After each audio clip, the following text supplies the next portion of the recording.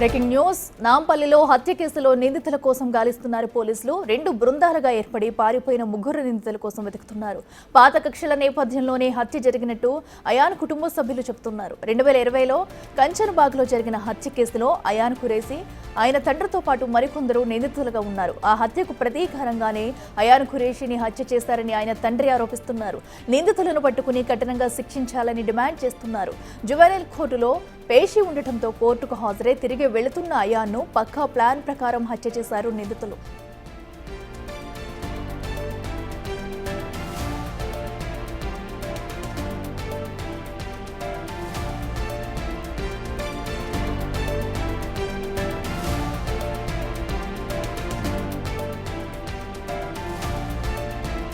ఇదే అంశానికి సంబంధించి మరింత సమాచారం మా ప్రతినిధి సురేష్ అందిస్తారు. సురేష్, చెప్పండి. ఇటు పాత కక్షల నేపథ్యంలోనే అయాన్ ఖురేషీని కూడా హత్య చేసినట్టు వారి కుటుంబ సభ్యులైతే చెప్తున్నారు. సో ఎప్పటి నుంచి కూడా ఈ కక్షలు అనేవి ఉన్నాయి, అసలు ముందేం జరిగింది, డీటెయిల్స్ ఏంటి? 2020లో కంచన్బాగ్లో ఒక హత్య కేసులో అయాన్ ఖురేషీతో పాటు ఆయన తండ్రి మరికొంతమంది నిందితులుగా ఉన్నారు.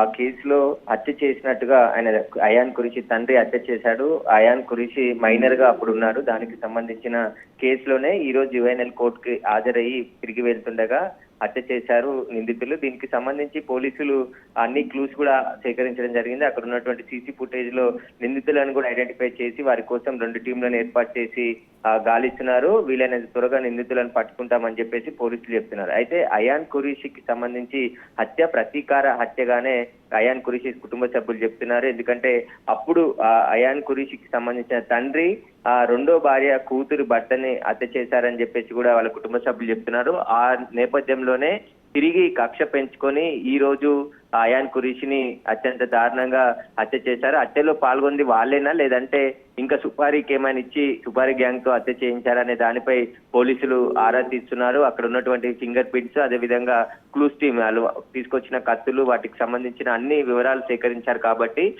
దర్యాప్తు జరుగుతుంది. దర్యాప్తులో అన్ని విషయాలు కూడా బయటకు వస్తాయని చెప్పేసి పోలీసులు చెప్తున్నారు. అయితే పక్కా ప్లాన్ ప్రకారమే ఈ హత్య చేసినట్టుగా పోలీసులు అనుమానిస్తున్నారు. ఈ రోజు ఖురేషీ జువెనైల్ కోర్టుకి వస్తున్నాడని ముందస్తు సమాచారంతోనే ఉదయం నుంచి ఇంటి నుంచి ఫాలో అయ్యి ఆ తర్వాత తిరిగి కోర్టులో హాజరై ఇంటికి తిరిగి వెళ్తుండగా ఒక్కసారిగా 3 వ్యక్తులు ఖురేషీపై అటాక్ చేసి కత్తులతోని బ్యాట్లతోని అత్యంత దారుణంగా హత్య చేయడం జరిగింది. అందరూ చూస్తుండగానే అతన్ని హత్య చేసి అక్కడి నుంచి పారిపోయారు. ప్రస్తుతం నిందితుల కోసం 2 టీంలను ఏర్పాటు చేసి గాలిస్తున్నారు. వారిని పట్టుకుంటాం వీలైనంత త్వరగా అని చెప్పేసి పోలీసులు చెప్తున్నారు. నిందితులను పట్టుకొని కఠినంగా శిక్షించాలని చెప్పేసి కూడా అయాన్ ఖురేషీ తండ్రి కూడా డిమాండ్ చేస్తున్నారు.